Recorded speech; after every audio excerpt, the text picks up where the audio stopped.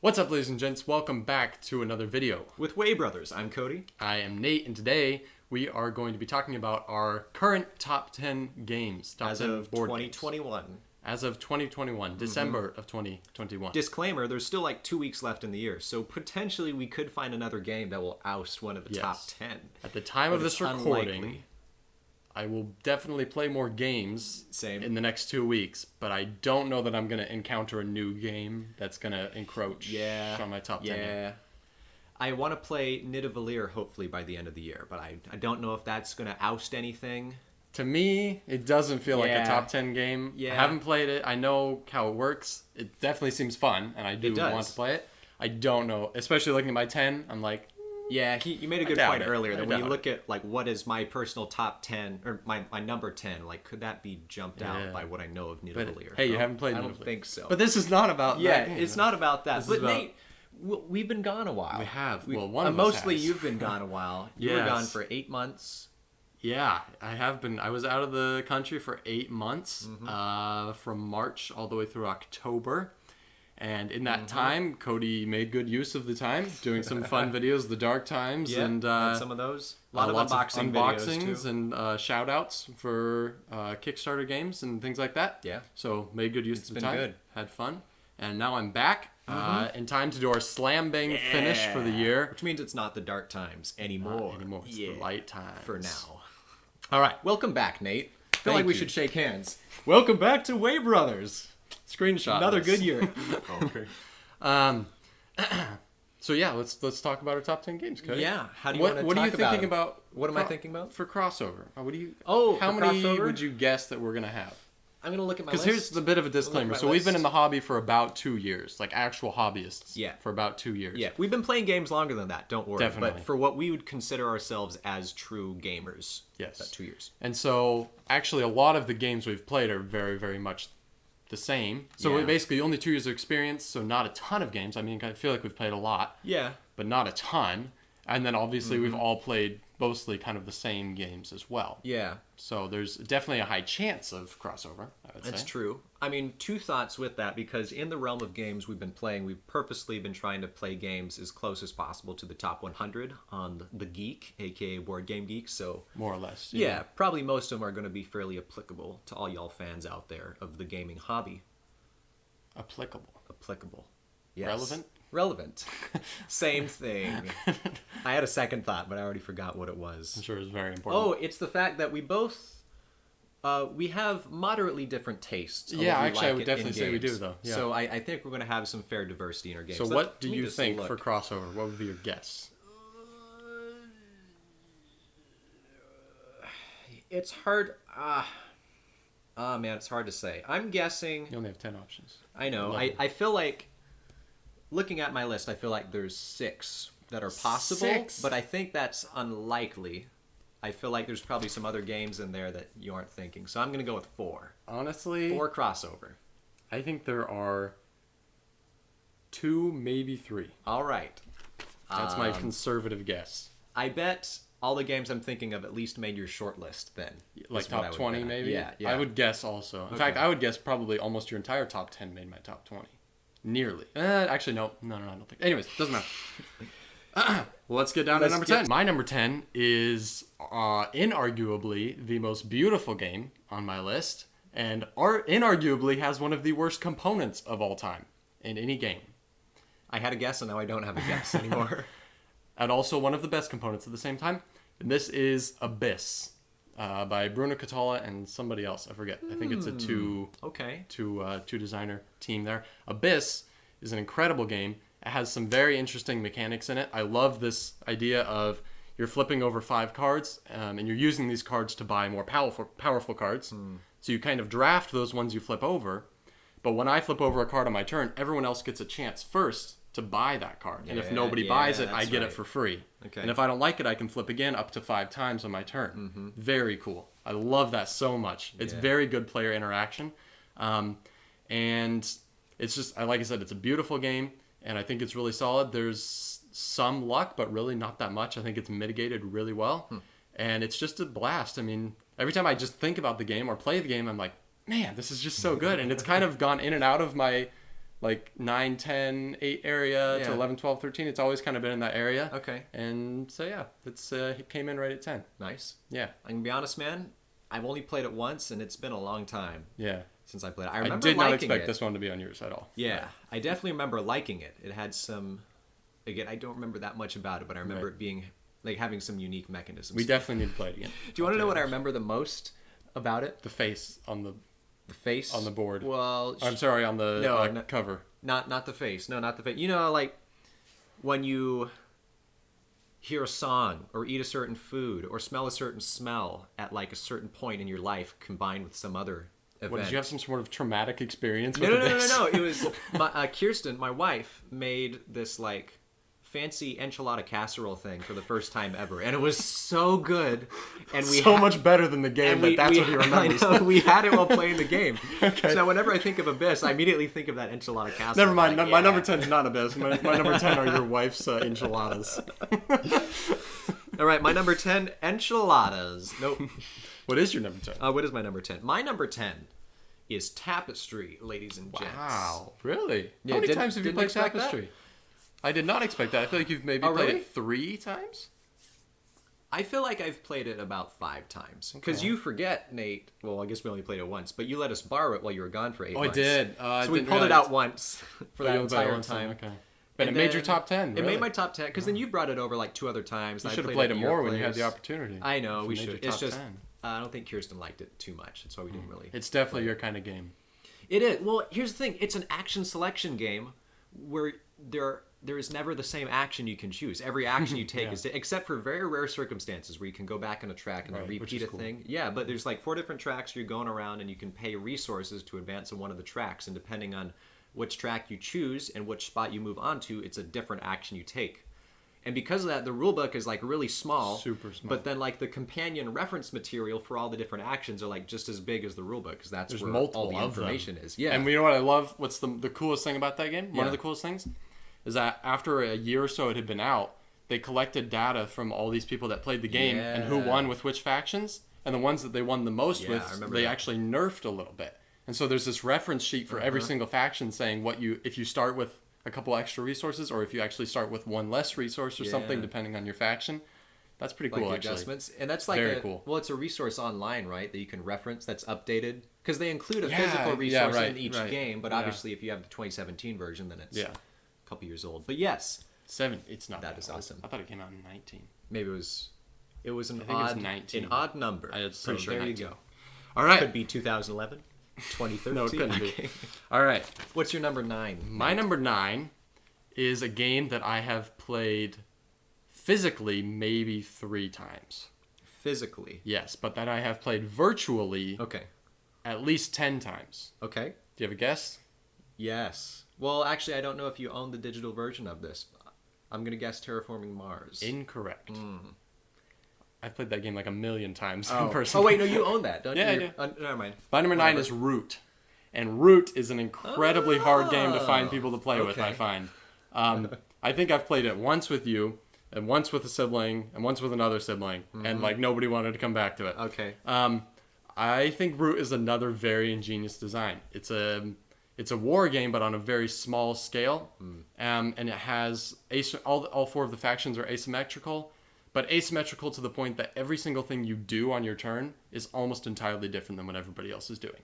The way that I play the game is different, as the birds, is different in every way than how the cats play, basically. Yeah. I just do totally different things. It's like an entirely different mechanisms and all this stuff that I do that you're doing. Which is what makes the game hard, is you need to know how your thing works, but you need to know how everybody else's thing works too. And it's not little changes, it's huge changes. But I think it's really good. There are dice, but they don't dramatically impact kind of the result of the game. Okay. It's a very good looking game too. High quality materials. Yes. Great art. I love the art. Very unique art style. In that game. And you can see that. What's the one that's kind of in the same series that came out after? Well, there's Vast came out before. Oath just came out this year, I think, or late last year, something like that. Yet. Probably won't. It's very expensive. Okay. Oath is like over. Is it nearly $100 on Amazon right now? Dang, how big is it? Not huge. I mean, these games are always money rakers are what they are. But I'm sure it's good. Well, admittedly, again, I've only played Root once, and that was with you the one time you brought it over. And the thing is, we would have to play it multiple times, and really, you have to play it with 3 people, kind of. You can definitely play 2. I just recently found out that apparently the Clockwork expansion is great if you're playing single player or 2 player. That's right. It adds in kind of a 3rd autonomous player. That scares me a little bit because generally I don't like that. Like in Dune Imperium, the autonomous player in that is just awful because it's just an unpredictable card that takes random spots on the board, which is just annoying. Then you're basically just adding another component of chance to the game, not so much more or less an opponent per se. But I'm sure it's fine for the people that like it. Sure. I've heard it's a good expansion for what it does. Or you solo gamers out there. My number 9, can you guess? Not without any help. Okay, Brass Birmingham. Yes. What a game. That is it's sort of a weird game. It's a different game because when you look at it, it looks impressive, but at the same time not particularly interesting. Because look at all these. It's a very stale looking game. Very stale, but I feel like because it matches the industrial era super well, where it's all just steel and coal and grittiness. But when you play it, just how the mechanics all work together, it is a very tight game. I mean, there's all these little tiles from like 6 different tile tracks that you're slowly placing out onto the game, and it's super complex, but at the same time not difficult to play, because if you want to do something, there's only like one route to do the thing that you want to do for the most part. Which makes it sound worse than it is. That makes it sound kind of bad. It's not like linear track, but it's like it sort of teaches you how to play the game by that. Once you get the baseline down, like, okay, first you need to build coal because it's free, and then once you've built coal, now you can start building your iron mines, which cost coal to place, and then after that point, it's like, okay, I have all these different options, but what am I going to place next? Is someone else going to take the spot I want? And I would say there's pretty important and very unique player interaction in this game too. Yes. How you use other people's resources actually kind of helps them instead of hurts them almost. Is very interesting. You bring up a good point, because there's like this dichotomy of resources where you need the resources to do stuff, but for removing the resources from the game board, you also get bonuses. That's the primary way you score points, is you remove resources off of a tile so that it flips over. Now it scores points. But sometimes you need those resources, and when someone else uses your resources because they're in network with you, it helps, and it hurts sometimes, right? Yeah, it's amazing. It really is incredible. Such a genius. I love the game. It's actually, you're right, it's a very tight game. Yeah. I think it's my number 13 or so. I've only played it once. I think if I played it more, it would definitely move up. Say, maybe short list then. Yeah, definitely. It's a very tight game without being grindy. It looks like a grindy game. Like you were saying, you look at it and you're like, that does not look like a fun game. It looks like a thinker, and really like, I'm going to have a headache by the time we're done. Yeah. And it's not as grindy as it feels like it should be.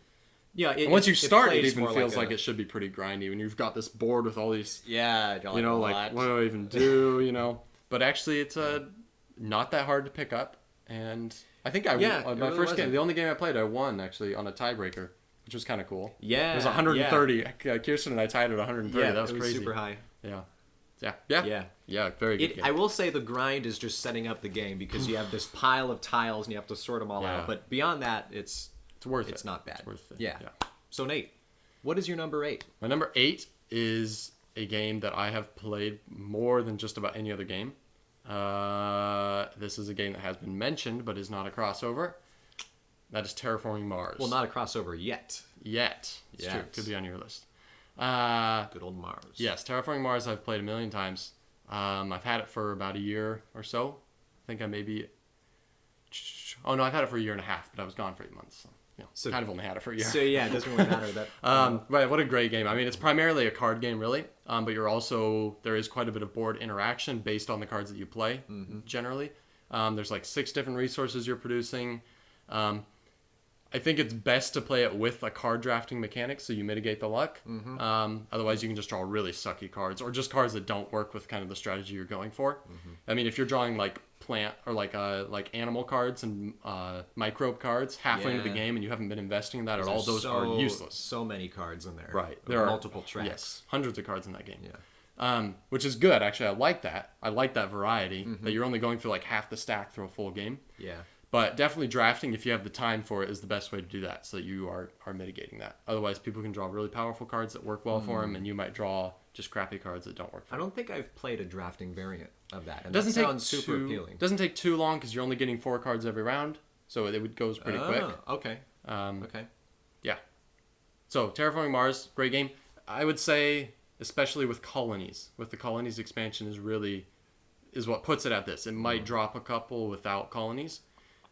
Which one is colonies? Is that the one where you have like a spaceship? Yes. That you move around, or you can like put it. I forget how it works. It adds like extra worlds off the little side that have little trading bonuses that you can build colonies. You can trade with them. They move up every round. Yeah, I remember that. It's a cool mechanic. I played with that once, but it was good. Yeah, it's cool. It's very cool. And then I would also recommend once you've played the game a bunch, getting the Hellas and Elysium expansion because that gives you 2 new boards to play with. Yeah. Which they have all new achievements on them. Yeah.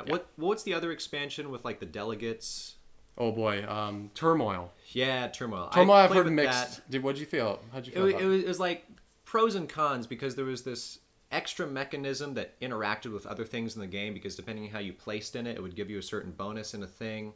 But it kind of just felt like this distraction of like, oh, okay, man, now I need to go over here and try to move up one of my guys. And yeah. It was okay. What I've heard about it is that it kind of felt like bloatware almost. Kinda. Just distracting, pulling away from Yeah. actually playing the game. Yeah. I haven't played with it though, so I can't really make that judgment. But it definitely seems like it might really feel like an expansion. Like really feel like an expansion and not very well integrated. I mean, I don't know.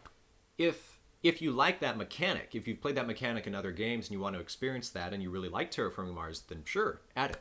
But like in an objective point of view for how it fits with Terraforming Mars, it doesn't seem the best addition. Interesting. For the game style. Yeah. Alrighty.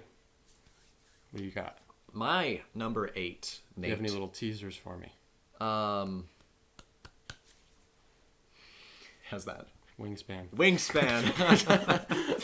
By teaser, do you mean hint that gives it away immediately? Well, you didn't have to do that. Oh, like, okay. Kind of how I like give little intros, you know? Give you some time to pause. Okay, like, throw a guess out there. You want me to get some more some tease background me a little info. bit, man. Yeah. So, Nate, years ago, I was born. And then after I was born, I started learning board games. I feel like there's a gap in there. No, somewhere. Immediately. It was just games. Came out with a D20. Yep. And then Wingspan happened. And then I was like, that's going to my number 8 in 2021. I'm calling it. Specifically. There are 7 games better than this by 2021. Then I'm just going to... Anyway, number 8. Wingspan. Why, Cody? Why is Wingspan your number Nate, that is an excellent question. I'm so glad you asked. Because Wingspan... I like tableau builders and engine builders. And that's the fun part, because it's like squares and rectangles. Not all engine builders are tableau builders, but basically all tableau builders are engine builders. I thought they were interchangeable. They're okay. I think it was Zeke Garcia that kind of laid this out. An engine builder is just where you have mechanics that you're trying to increase the efficiency for like what you produce, and that compounds over time. Tableau building is specifically where you're deploying stuff in front of you. Okay. So if you like already have a game mat that you're just like making better, that's not a tableau, it's an engine. Like Scythe is an engine builder or slash kind of action efficiency. It can be both, right? Yeah. But since you're not like deploying new things in front of you all the time, it's not exactly a tableau. But Wingspan is definitely a great example of a tableau because you're putting these cards out in front of you and that's increasing actions that they do, and then each of those cards you play has another little bonus it adds for the game. It's very fun and it's just relaxing, you know. I will admit that I was kind of with the crowd at first, that when you hear like Wingspan, like, so you're collecting birds? That's a game? You're like, but then you play it like, I need to collect more birds. Look at that bird. Yeah. 2 questions. Yes. Question 1. Where do you think this is on my list? I don't really know. I just checked. 27. Oh, really? Yeah. So pretty. And it went up down. a couple. Okay, so my second question, was this number 8 2 hours ago before we just now played it? Or did it move up or down at all? Oh, for me? Yeah. It was number 9. I moved it up. I moved up a spot. Played it. Did it move down for you after it moved we played? up 2, actually. Oh, did it? It used to be 29, apparently. Okay. For me, it just doesn't do it. The theme is fine. Okay. I love the art, actually. Man, it's beautiful. Birds. It's very, very well done as far as component quality and art and all that goes. To me, it's just a little too uninteresting, the actual mechanics. And actually, I think it has good mechanics. It just does not interest me that much. I still like playing it. Like, I enjoyed playing it. But it's basically in this area of games that are not games I would ever ask to play, that I would ever initiate that, but I'm always willing to play. They're good enough Okay. that I'm willing to play them, but not so good that I would ever pick them over a different game, I Yeah. think. There's always a different game I'd rather play, Yeah. but it's good I feel enough that I'd still rather play it. Euphoria is kind of like that for me. Except slightly more on the I'd rather not play it. Euphoria's a couple higher than Wingspan for me. Really? Yeah, Okay. a couple. See, it's not for me. Spoilers. Okay. My number, what is it now? 7, I think? My Yes. number 7 is a classic. A classic. It's a classic, Says who? says the gaming community. Okay. It's a classic. Up for debate. Let's find out. However, the original printing would not even make my top 15. But the anniversary edition is my number 7. I know where you're coming out with. This is Castles of Burgundy. Called it. This is a very, very, very good game. I've played it also a ton of times. This is a game that my family, my brother and my dad and I played like every single day for just weeks after we got it. Did you get tired of it? Yeah, but then once you let it sit for a while and come back to it, you're like, oh, I forgot how great this game is. Because it's so well designed. It's very well designed. You're drafting tiles, building your little kingdom. They all do different things. There's lots of different ways to maximize how you score points. Yeah. And it's very cool. The original edition is like one of the ugliest games on the planet. It's just really just gross. It has terrible like color palette. And the component quality is a little less. You can't distinguish the yellows from the greens. They're like so close. And they're all just washed out puke colors. They're terrible. Yeah. It's a really cheap game though. Actually, if you get the original edition, it's less than $30. Ew. But the anniversary edition's like almost 50, I think. If you like the game, not bad though. If you like the game, it's worth that extra, like literally doubling the price, because it adds in all these little mini expansions that are actually really cool. I think. And then everything is actually bright and colorful and looks good, or at least better. Better. Yes, and then component quality is also a little higher, tiny bit higher. I think if you like the game, if you own the original and you really like it, I would get that one. If you have just played Castles somewhere, the original, and you liked it, get the anniversary edition. Don't buy the original, I would say. I think it's worth the extra money for all that stuff. Definitely. Yeah. Yeah, don't own both copies like me, and then you just have the original just sitting in a cupboard way in the back room. Waiting to be traded or sold. Yeah, or sold. Or gifted. Yeah. Right? Yeah. Somebody comes over, plays the anniversary edition. You're like, hey, that's true. You like this game? Take this one. Have it for free. Yeah. And they'll be like, oh man, thanks. This guy's so amazing. I want to come play games with him Yeah. more often. You're like, yeah. Got an extra another copy of one for the Where's community. Wingspan First Edition. Now, I'll talk about it now since Castles did not make my top 10.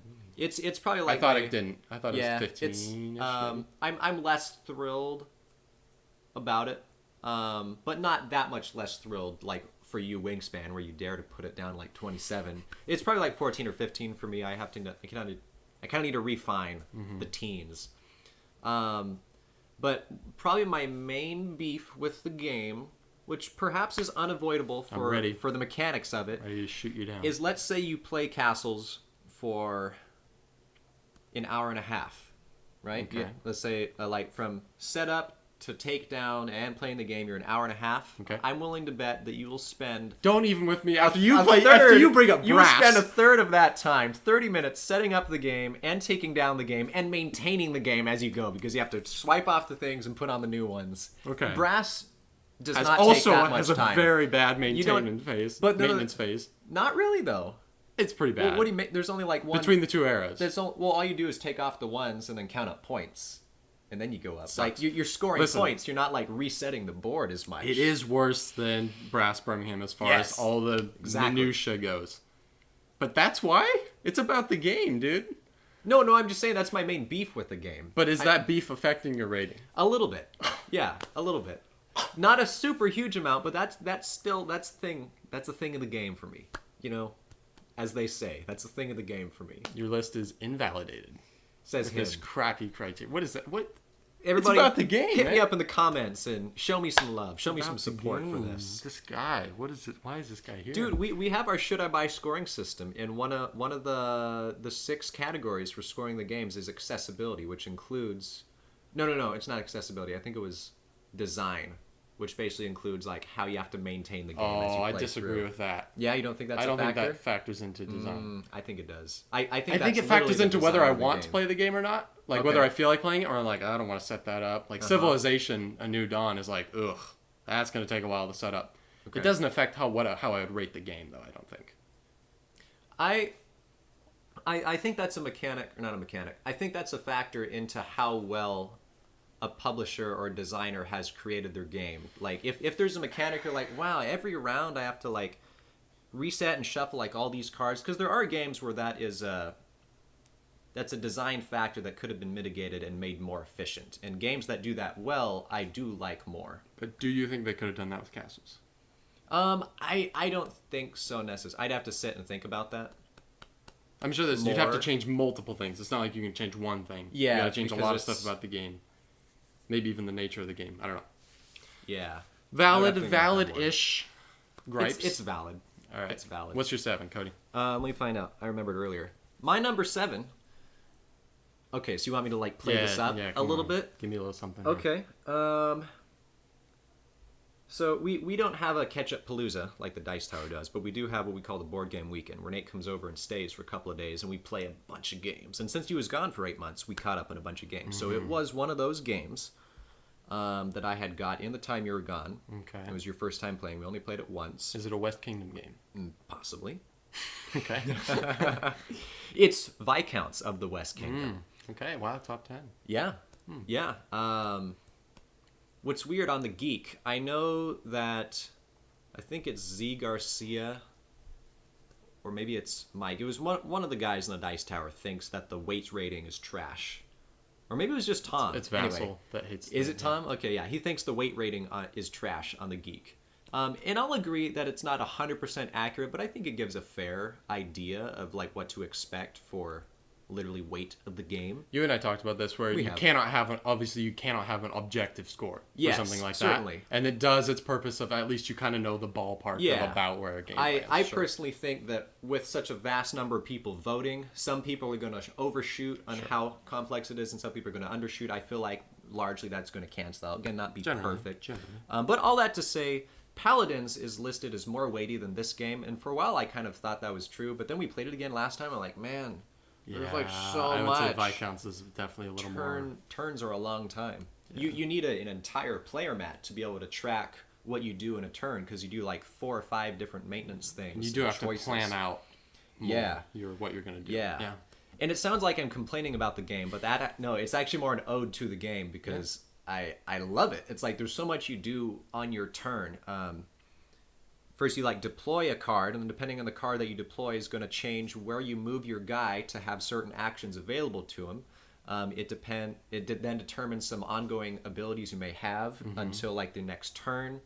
But then you have multiple cards that are in play at the same time. Yes, and so it's going to stay 3 times unless you get the shuffle, or not the shuffle thing, the like change around your player board so you can get some back into play. And just the colors and everything is nice. I know that sounds weird. It's like a colorful game without being super neon. It's like the deep greens and the reds look pretty. It's not like Euphoria where everything's like blinding. It feels like but it's not. It feels like a Renaissance festival. But it's not really. It's still a little like. Well, yellow. There it is. I think it's a good balance. Okay. Personally, yeah. I think it's okay. And I like the game a lot. It's top 15 for me. It's my favorite West Kingdom game, actually. Okay. Yeah. So you will not hear any West Kingdom on my list. I can't comment yet. I know you can. I know it's hard. But it's a fantastic game. It's a very unique concept. Yes. I mean, moving your Viscount around circles in the kingdom to have access to all these different action spaces that you can go on. You can move really fast, really slow, whatever. Yeah. Trying to plan out at least a couple steps ahead. Yes. Like, I want to go here into this, here into that. Okay, what are my move options with these cards? But what else do these cards do? Exactly. They're not just move cards. They have lots of things that they affect. And there's no one path to victory. That's what there's so many different strategies you could take. Like viably to focus on. Just like Paladins, you can't focus on everything. You're gonna have to focus at least on a couple things and do those things well. Yeah. Maybe do a couple other things on the side to supplement that. But you can't focus on everything. Yeah. Okay. Up to number 6. Number 6. Now, this game only makes my top 10 with an expansion. And it is an expansion that almost literally doubles the content in the game. And without this expansion, I think this is certainly not top 10. Probably top 15 still, but not top 10.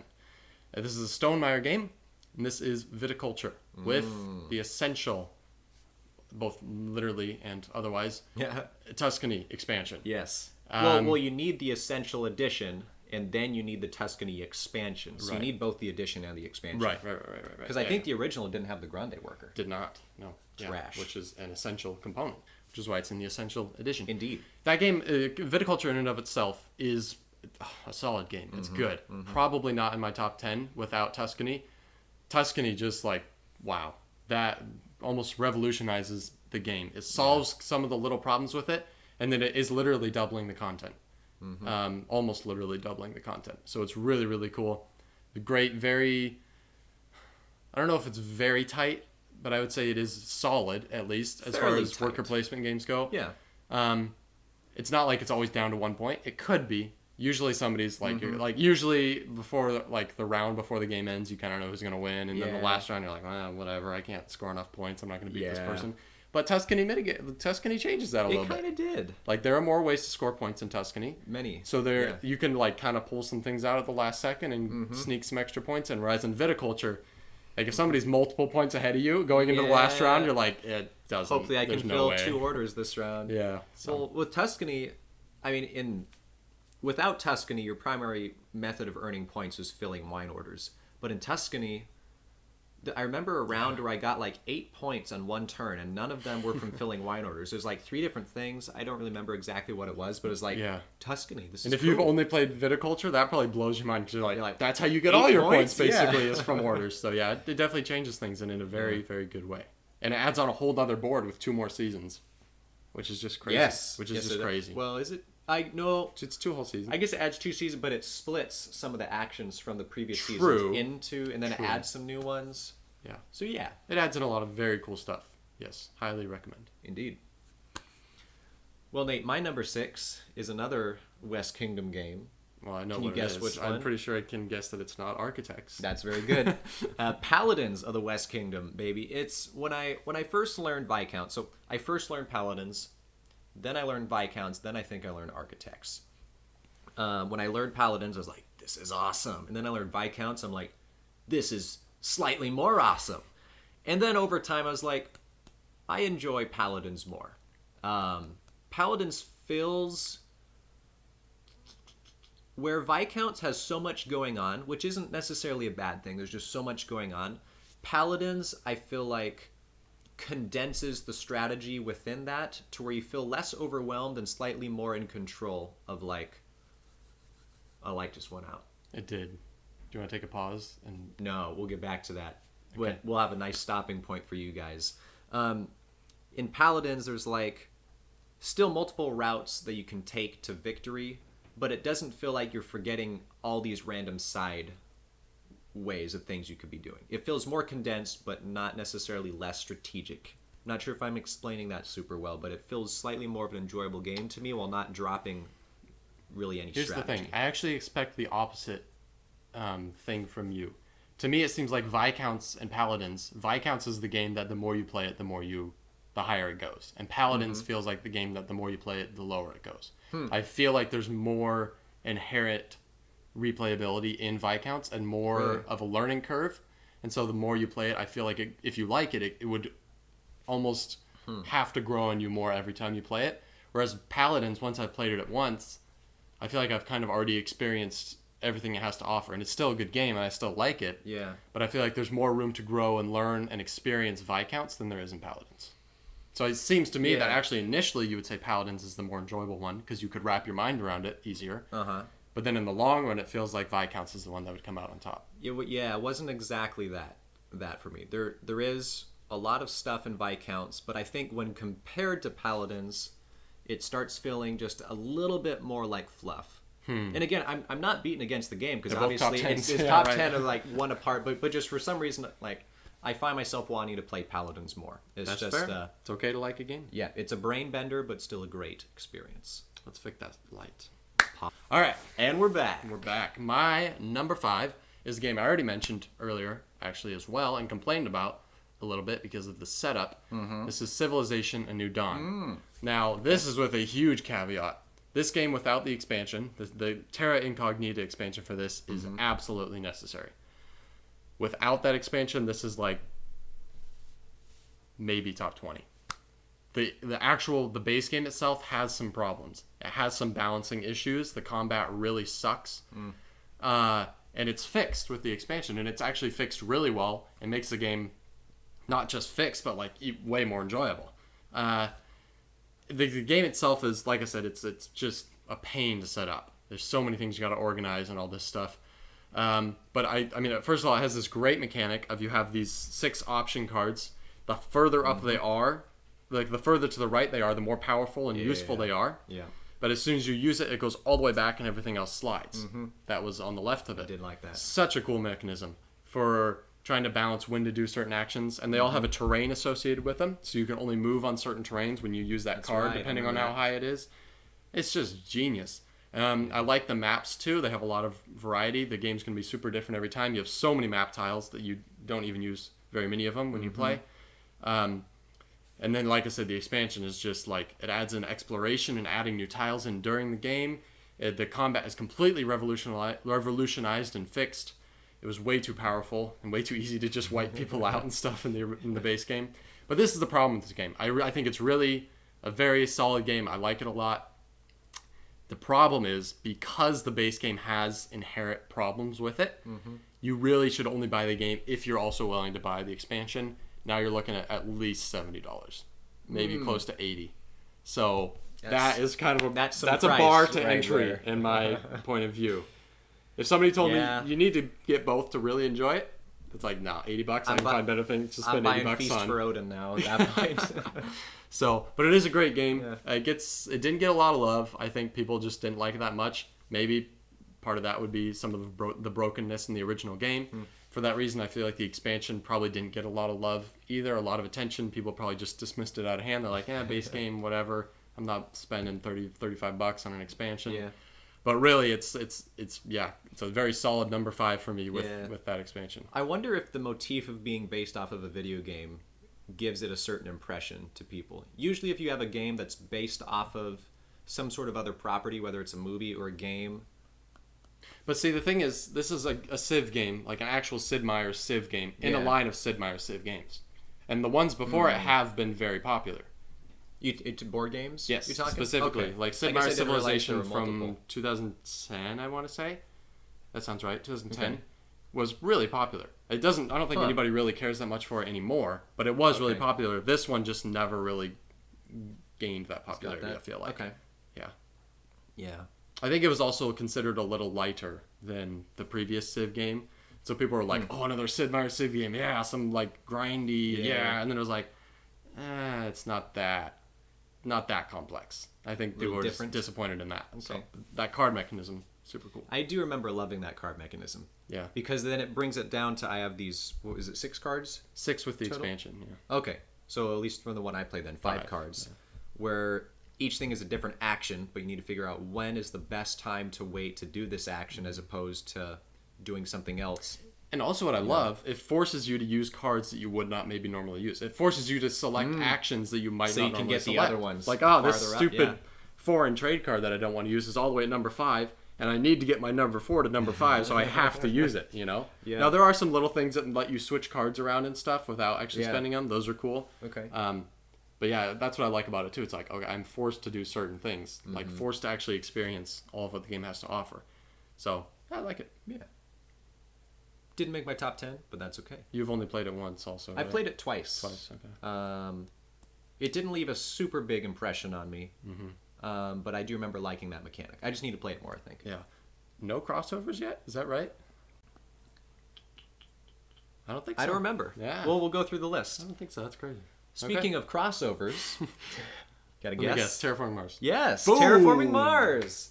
Here's the funny thing. On the Geek, I believe it's number 4, but it's my number 5. So there you go. It's not that funny. What are you going to say? What do you mean? I think it's awesome. Or is it... No, Brass is 3, Terraforming Mars is 4. Yeah. Well, I am laughing, so maybe... Aha! Got him. Terraforming Mars... Because why is it better than Paladins? I found recently that I actually like... sort of sci-fi space, maybe not necessarily space, but like futuristic themed games. I didn't think that would necessarily be a theme that I'd really enjoy, but over time playing like Race for the Galaxy, Terraforming Mars, we just played Core Worlds for the first time. Core Worlds was fun. Yeah, I was like, I really do enjoy. So you're telling me that Era of Kingdoms is not your number 1? Well, it's not space themed, Nate. So that's true. That is the number 1 problem with that game. Pulling up. That is the biggest issue. Space themed. That's the only problem with that game. If you'd like to find out more, link over here. Maybe. I don't know if we can pull Yeah, that we can do juju. that. We can throw a card in there. But anyway, Terraforming Mars. It's space. It's a game where the theme is not just like there for fluff. There's a lot of games where you can take the theme out of them, put a different theme into them, and then play the same game. And it doesn't really feel any different. Terraforming Mars really does feel like, whoa, I can get this technology or this technology or this technology. And there's like so many different things you can do that like enhance what you're doing within the game. I didn't think about that. You're right. Yeah. To me, the theme tight. starts to break down when it just becomes all about playing cards and stuff, and you're not even paying attention to what's on the cards really anymore. Like the thematic stuff in the cards completely just goes in one eyeball and out the other at this point. But I didn't think about that. How like if you like slap a different theme on this about terraforming Mars, literally it just doesn't work. Placing oceans and raising the temperature and all the cards. And just there's so many cards. So many cards. I love that because I mentioned earlier I really like engine builders, and this is an engine builder tableau build. You're literally playing all these cards out in front of you, and everything you do has kind of a consequence down the road where if I need a certain number of space tags so that I can activate this other thing, or I mean, which is where that drafting thing is nice, because if I draw a card that says you have to have 5 space tags to play this, and I haven't played any space tags yet, piece of crap card, like it's worth nothing. You know what I don't like though is those red action card thingies, like event cards that you play face down, like they have tags on them. I want those tags to apply to my bonuses later, but you can do you, Terraforming Mars. I still love you, and I'll put you at my number 5. I would like to play Ares Expedition. I've heard that's a very That's good... new. That's pretty basically new, isn't the card game version-ish of Terraforming Oh, Mars. that's right. Not an That's expansion. right. Because I remember I kept seeing that, and I thought it was an expansion. No. But then I realized, it's a... Yeah, I would love to play that one. Looks good. So, yeah. What are we doing? Number 4 now? My number 4 is a game I learned this year. Probably my favorite game that I've learned this year. I know what it is. And it has a very, very good expansion as well that we have played. This is Underwater Cities. And this game, I think maybe halfway into my first play, I just kind of sat back and I was like, this is a good game. Yeah. I like this game. Yeah. And boy, do I. I mean, even without the expansion, this was at my number 4 after I played it. And the expansion's really good. Yeah. It doesn't bump it up any higher because now you're in the top 4. I mean, that would have to be a really good expansion to bump it up. Doesn't make it any worse, though. Certainly doesn't make it any worse. It adds in some very cool depth. Would you dare to put it at 3.5 because of the expansion? Can't really do that. Sure you can. You go 5, 3.5, 3. It could be 3.1 for all I care. Okay. But yeah, this is a great game. Also kind of an engine builder, I would say. You're exploring, building cities, building these production facilities on those cities. Playing lots of cards. It's also a worker placement game where you play a card, and depending on what you play can make where you go even better. But it doesn't determine where you go. Yes. But if you match colors, you can have a better place to go. I like that. That's good. It's just a lot of fun. It's pretty tightly designed, I would say. The theme is very unique, first of all, and then your player board with your actual like hubs, that you're building, your cities, the domes, these domes that you're putting on your board and all this stuff.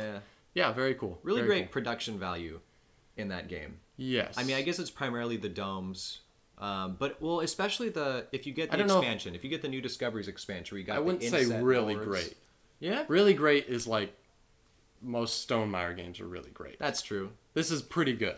But you just have little plastic cardboard pieces for all your resources, so that's kind of like whatever.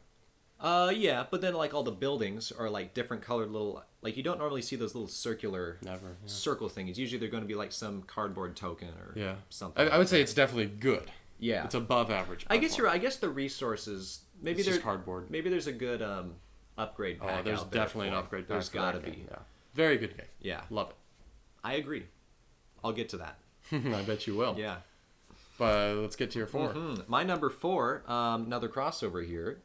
Another crossover? Yeah, what you gonna guess from what you've said so far? It's gotta be Viticulture. It's Viticulture, baby. Yeah, I think, what is that? My 3rd Stonemaier game on the list. And now, would you say specifically with Tuscany like I did? Does it affect your rating at all without Tuscany? No. That's the weird thing. I know Tuscany is like the super big thing, but Viticulture left such a strong and pleasant impression on me, even before Tuscany, that I think it would have stayed even up to about where 4. it is. Wow. Like imagining Viticulture without Tuscany now does seem like a little bland, but still not as much. Like just the core mechanic of placing a little vineyards and then harvesting the stuff and then selling the stuff for other stuff, and then that stuff gets you more stuff. You know what I'm saying? Lots of stuff in this game. Lots of stuff. Yeah, well, I guess Tuscany probably kind of bumped it. I think my top 10 list was like pretty tight.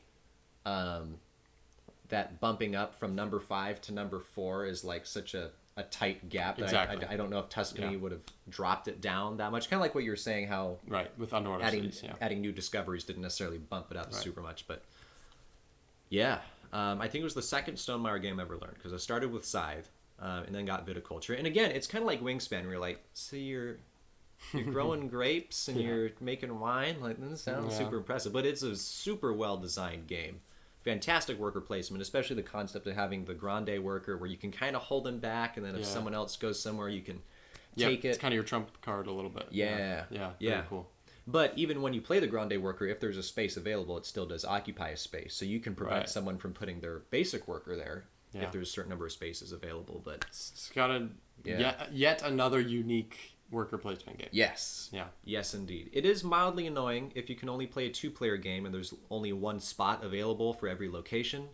Because then that grande worker, you need I need half my workers to be grande workers. Please. Yeah. Well, I guess I forgot that Tuscany adds those special workers. That's pretty awesome those are cool. too. Those are cool. A little stressful. Yeah. Cool. Some of them are like not super impressive. But I mean, you can't have every single new special worker be incredible. But yeah, it adds a lot of cool unique factors to the game. So Viticulture makes me happy. Number 4. Just in general, good statement. Just Viticulture in general, makes me happy. So Nate, what is your number 3? We're in the top 3, aren't we, Cody? My number 3, top 3 games, is also a game that, to me, the expansions do not feel superfluous. They don't feel useless, but with or without them, I don't really care. This is Scythe. I was going to guess Scythe. Yep. Scythe, the core to that game is so incredibly well designed. Yes, indeed. That the expansions are like, yeah, that's nice, but I don't need that. Yep. Like, I can play this game over and over and over again with what I have. Yeah. It's very, I mean, it's such a good, it's basically an economic, well, it's an action selection kind of, not tableau builder, but engine builder. Action efficiency game there, I would say. If you would. But it's kind of an economic war game at the same time. You do have a map, you do have troops on the map and workers on the map and a leader on the map. There is, or at least there can be combat in a 2-player game, maybe not. Once you get up to 3 players, there will be combat. But it's actually more about what you're doing in front of you and accomplishing your goals and keeping your popularity up, which is an interesting thing. With those points. And yeah, I mean, it's a very, very, very, very well designed game. A ton of fun. The theme is just incredible. Oh, this kind of, it's awesome.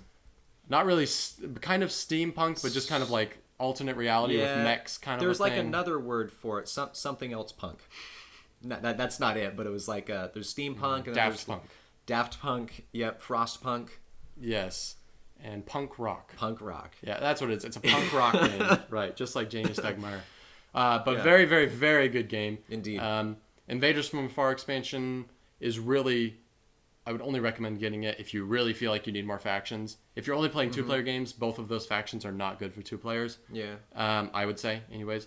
Airships also just kind of feels like an extra weird thing, but I do want to play that again now that I've played Scythe a lot more. Yeah. I do want to come back to Airships and try it out. I would say for the Invaders from Afar, if you've played Scythe a lot, I mean, one of the main parts of the game is playing to the strength of your faction.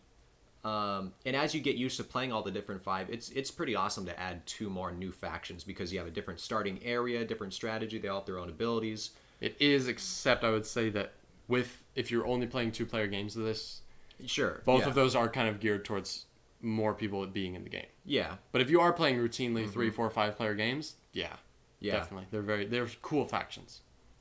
Yeah, I guess Tagawa is kind of oriented especially more towards, because you're putting down these traps, and if someone doesn't activate the traps, you're like, yeah. But at least they add points where your character can move to back and forth. Overall, very incredible game. Fantabulous game. Yes, and this has very, very, very good production value. Oh, I thought you were going to say replayability. And replayability, yes. Yeah. I've played, I think I did the math, largely due to the app. I played this like 130 times, I think. Most of I've maybe played online 5, 6, 7 times, however many times I've played with you. Okay, yeah. And then I've probably played it physically at least 40 times or so, maybe 45, somewhere in that area. Yeah. So. And then we played all through Fenris together. True, that was fun. Which is adds 8 games. Great game. Fantastic game. My number 3, Brothaniel, involves... Well, I feel like I need to come up with something that doesn't just give it away for you. I need to kind of build it up somehow. In the world of worker placement, this game helped me to further realize, besides viticulture, that I really like worker placement games.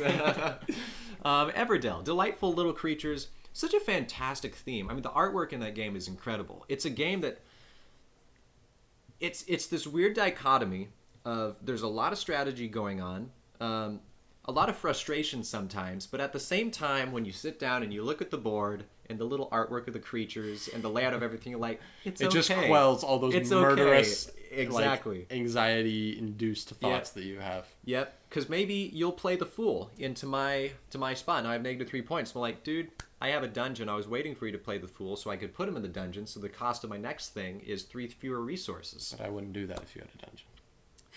Maybe you don't know what the dungeon does. Anyway, Everdell is just incredible. Even without the expansions. The expansions just kind of add what feels more like companion materials as opposed to essential materials for the gameplay, in my personal opinion. To me, I would say this game has the expansion, basically, I would say kind of the worst expansions almost, in that they really do not mesh very well with the game. And again, that's partially because the core game itself is so solid. That it's just apparently tight. It was difficult for them to come up with expansions that actually really feed into that main thing so well. They do. They at least feel different though. I think that's part of the effect of Everdell is it has a very strong feeling of like we just described, kind of that like happy pleasantness. When you add, was it Frost? Not Frostspire. Spirecrest. Spirecrest. Frostspire is something else. When you add Spirecrest, it does feel like you have this little guy going on this adventure over the mountains. And it feels nice. But as opposed to like the function of mechanics that it adds to the game, it's not necessary. Right. And almost annoying because you have those weather cards, and I don't know if any of the weather cards actually make anything nice. I think there's 3 for each season, and they basically just make it like, you know what this game needs to be? Extra resource. More difficult. This game needs to be more stressful. Yeah. But the production quality in that game is quite nice. I mean, also very good. Very, very good. All of the resources, each of them are different. Like the wood pieces. The berries are like this little rubber shape that like looks like a berry. The resin are these just super unique little crystal thingies. Yeah, very, very cool. It's very nice. It gives you a very good tactile experience. Yes. High quality cards, high quality board. Yep. Very unique, interesting resources. Definitely. Yeah. One hit against the game is that there needs to be a way to refresh the meta so you get more cards out, because a lot of the cards play off of each other. That's one of the core mechanics of the game. Is you play this card and it will let you play this card for free later, which helps you do this because card. The resources are really tight. It's hard to get resources. Well, and the workers, like half of the game. Well, it's a worker placement game where what do you place 12 workers? Most of your turns are actually just like playing cards or doing something else as opposed to placing a worker. That's my biggest. That's what really hurts the game for me is that as it stands, there's too much luck in what you draw. And it can, I feel like it can really sway how the game goes. Yeah. I mean, if I build a palace and then draw a queen, boom, there's a, easy, there's a bunch of points right there. I get to play for free a bunch of points, you know? Yeah. And if I don't, then I just missed out on a bunch of points. If I do, that's great for me and sucks for you, right? So definitely clearing the meta would be huge and getting to refill it. Which I wonder, the only expansion we haven't played is Pearlbrook. I wonder if that adds a mechanic to it. In which case, that would be an essential expansion to get. Seriously. Yeah. But all that to say, it's still number 3 for me because I love it so much. I think I have enjoyed it less every time I've played it. Oh, really? Actually, which is crazy. Huh. Okay. It's also a game the first time you play it, you're like, it's just like your eyes just open up to like all these new things, and it seems really, really cool. Yeah. And it is really, really cool. I just feel like every time I play it, I'm more and more like, it's just kind of like stressful, and I just get angry when I draw cards I don't need, or don't draw the cards that I do need. Yeah. And it's not bad. It's in my top 20, but certainly for me, it's not a great game anymore. When I first played it, I would have said it was, but I've kind of mellowed on it. I'm sorry for your loss, man. Yeah, well, I'll be with you in this time. Okay. My number 2 is a game that I wish I have played more than I have. It is based on an IP, which is scary from the outset, I would say. I think we both feel that way about games that are based on IPs, that it's like, indeed, is it a game built around the theme, or is it a theme that they actually built the game around, like that they actually built a game for? Yeah. Well, is it a moneymaker? Like, did they produce this so they could sell it to people because it's that theme? It's very scary. Any Marvel game scares me like that. Like, I just feel like it's not going to be good at all. Yeah. I feel like they probably just copied the mechanics from a different game, slapped some Marvel characters on it, and sold it. I think we should probably learn Marvel Champions, because I know Roy Kennedy loves that. Heard good things. But anyway. But the type of game it is doesn't really interest me that much.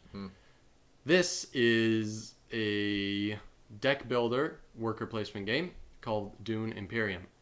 And I actually bought this game before I had seen the movie or anything.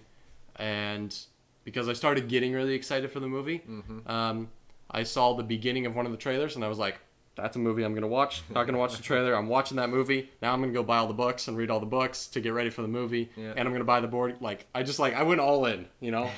And yeah, I'm glad I did. The game is very, very, very, very good.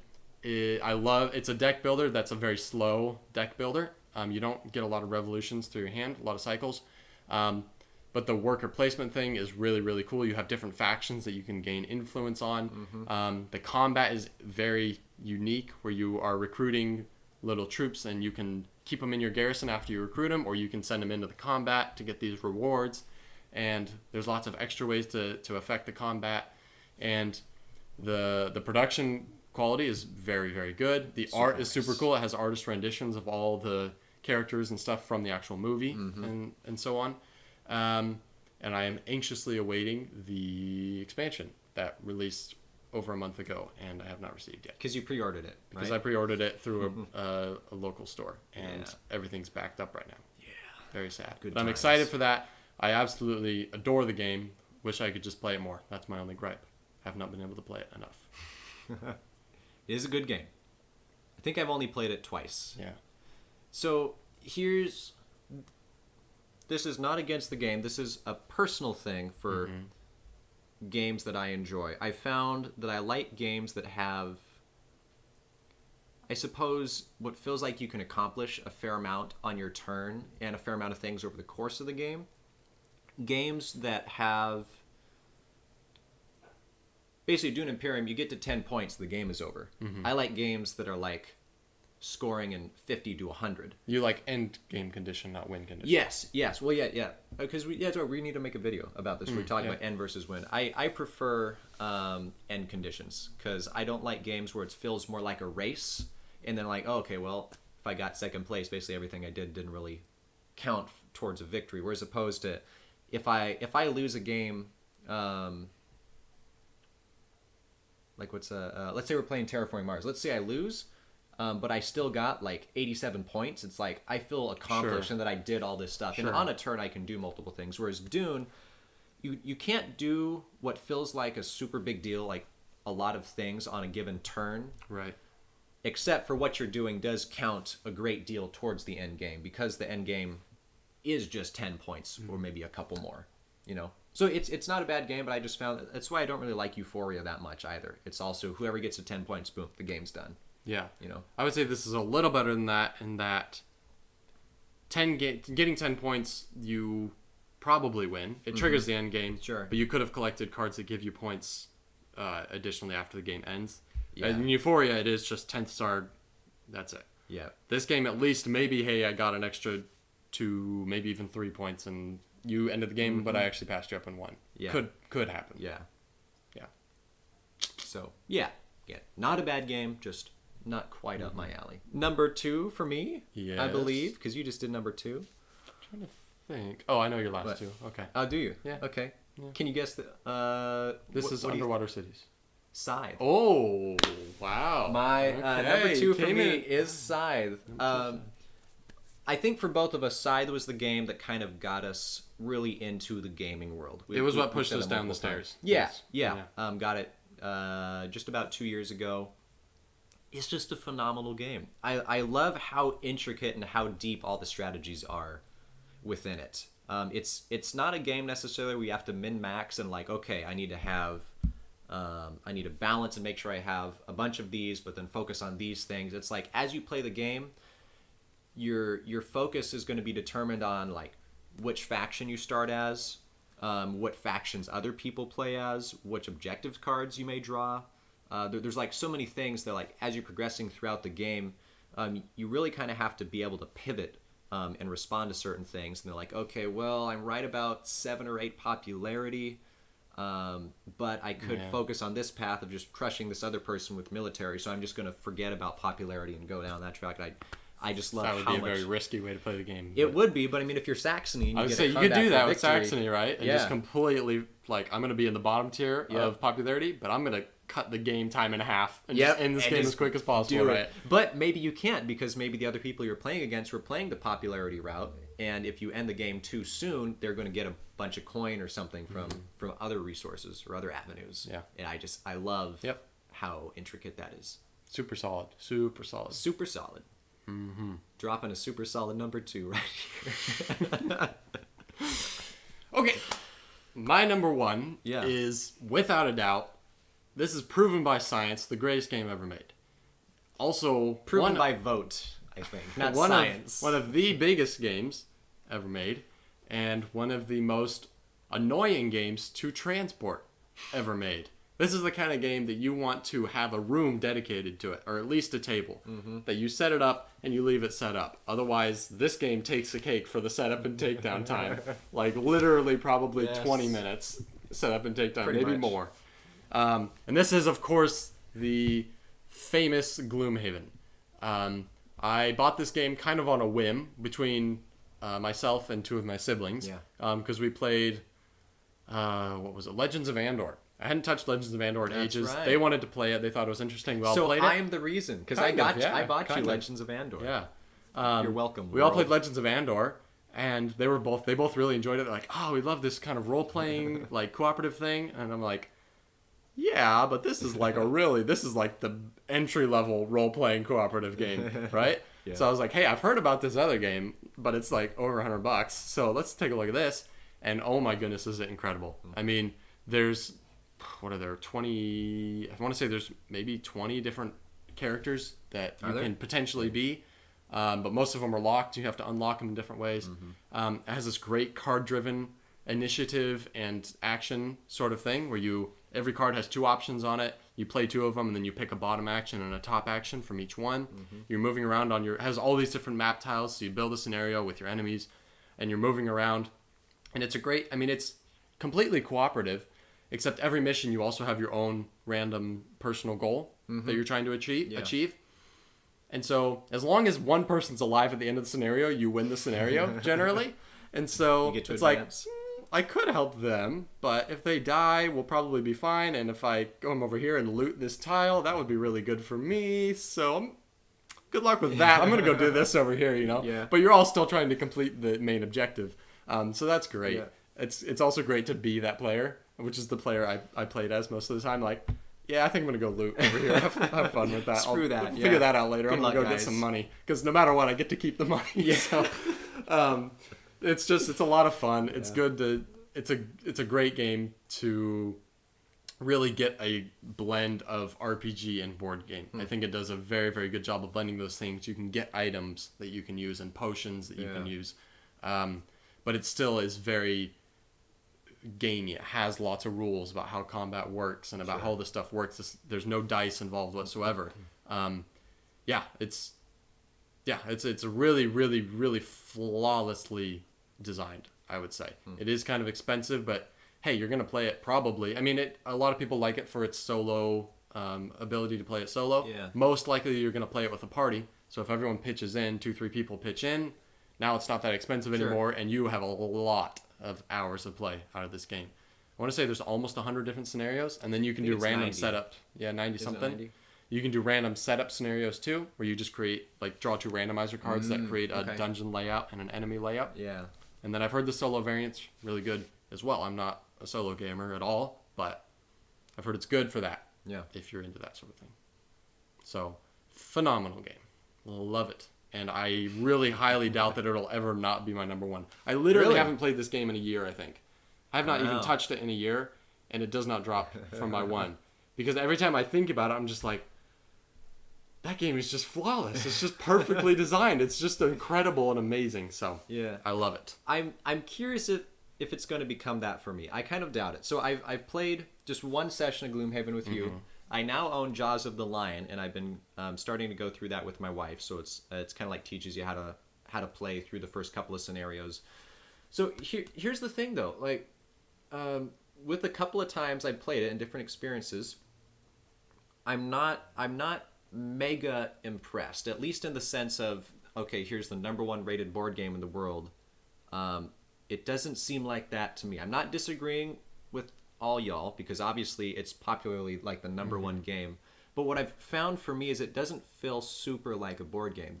For me, board games that I love to sit down and play are, I get to maximize my economy, I get to produce more resources and then use those to do other things, and Gloomhaven is essentially like D&D in a box. It's a dungeon crawler, and you're doing these little scenarios, and it doesn't really have that kind of that engine mechanic that I really prefer. I would push back on your logic a little bit. I wouldn't say it's not very board gamey. I would say it's on the scale of role playing and board game. I'd say it's much more to the board game side. It definitely it doesn't quite fit what you really like. You really like the engine building with some somewhat indirect player interaction, where you can really focus on your thing, build your thing, maximize your stuff, look at what you've created at the end, and enjoy it that way. So I can definitely see how it doesn't maybe fit perfectly what you like out of a game, but I would say it's still very much a board game as opposed to a role-playing game. Sure. I mean, because even like role-playing games, they are tabletop games, and I know in the realm of board games, there's so many different genres. I mean, games that are purely card-driven, there is no board involved, like Race for the Galaxy or like the Dominion series. I mean, those are obviously super popular, and I do love those. But yeah, I guess it's just not quite my niche. And hopefully, as I play through it, I'm sure it will gain popularity for me as we get more into the depths of some of the mechanics of building up your character. But as is, it's just not quite my thing. Well, I'm excited for you as you play through Jaws of the Lion. Thank you. Yeah. And I hope that at some point your eyes will truly be open to the truth, and you will accept it for all of its beauty and glory that it truly is. I'm excited for that moment when you reach it, Cody. And if I don't? Well, we're done. And that's been Way Brothers. Thank you guys for your support and appreciation over the years. Yeah. All right. Well, you have a number one that I've already mentioned. Now, my number one... Well, I mean, you already guessed it. Era of Kingdoms. You guessed it would be number two. Yeah, it's Era of Kingdoms. Yeah. No, Underwater Cities. So this is a fairly new game to me. And I was almost surprised that it actually bumped Scythe off my list. I thought I was going to kind of put Underwater Cities maybe number 2 or 3. But I was thinking about it like...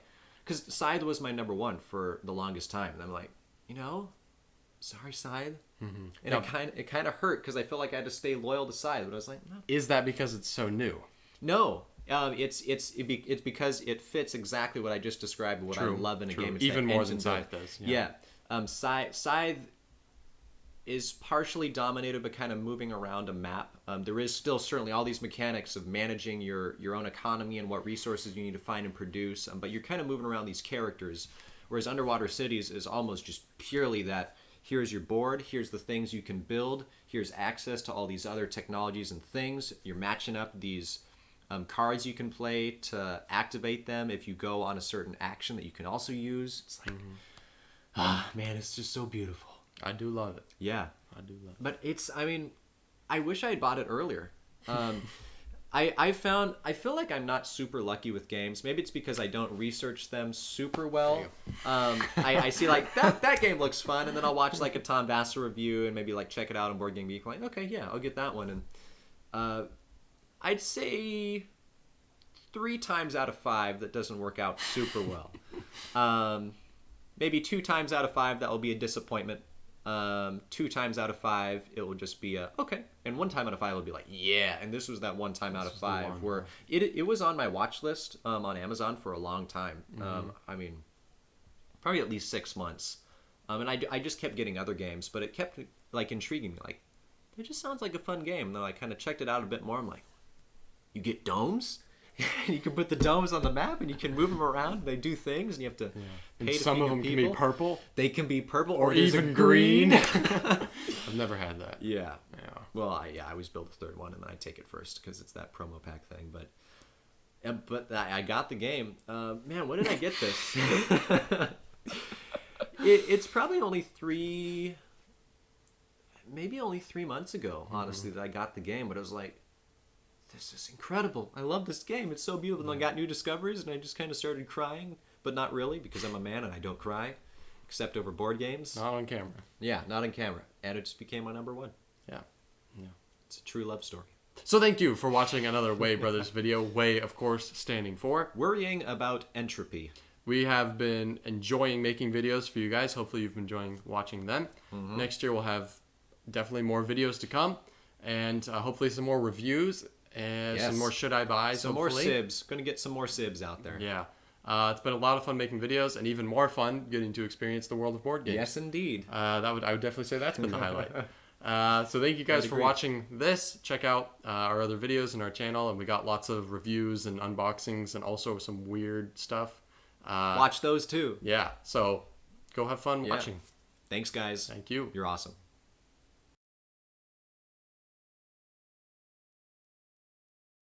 Out of curiosity, what's your 15 through 11? Do you know? 15.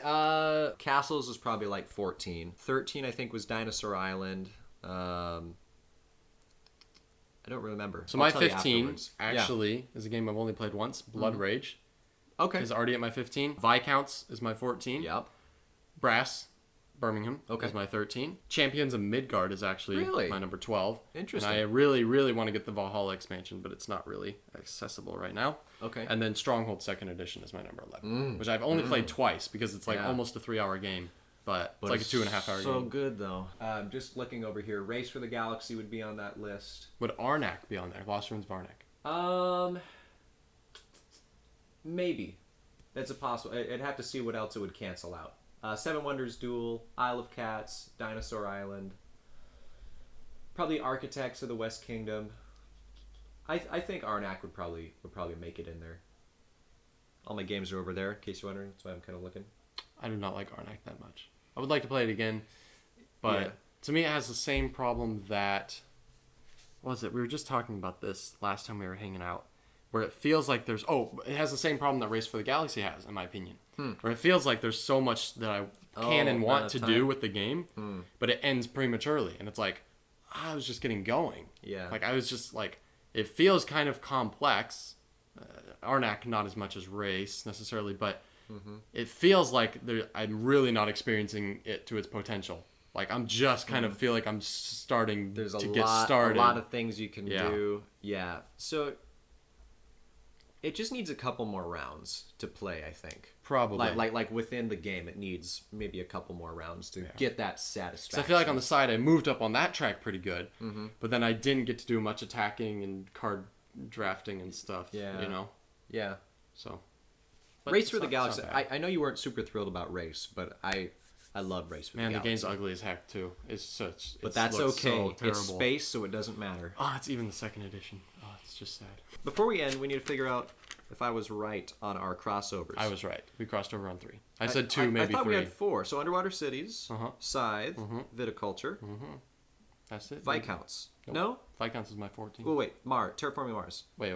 Terraforming Mars. Underwater City, Scythe, Viticulture, Terraforming Mars. Ah, it is 4. Aha! Okay. I was right. I think Mars is the one I didn't expect for you. I expected top 15. Okay. You must be playing it with other people. Yeah, because we've only played it maybe twice together. Maybe only once. I play it with the Morgans a lot. Okay. Yeah. Okay. Shout out to you, Sam Morgan. What's up, ladies and gents? Let's try this again. What's up, ladies and gents? Welcome back to another Way Brothers video. And today... Whoa, no. What's up, ladies and gents? Welcome back to another video. With Way Brothers, I'm Cody. Okay, that's good. Yeah. All right, take 7.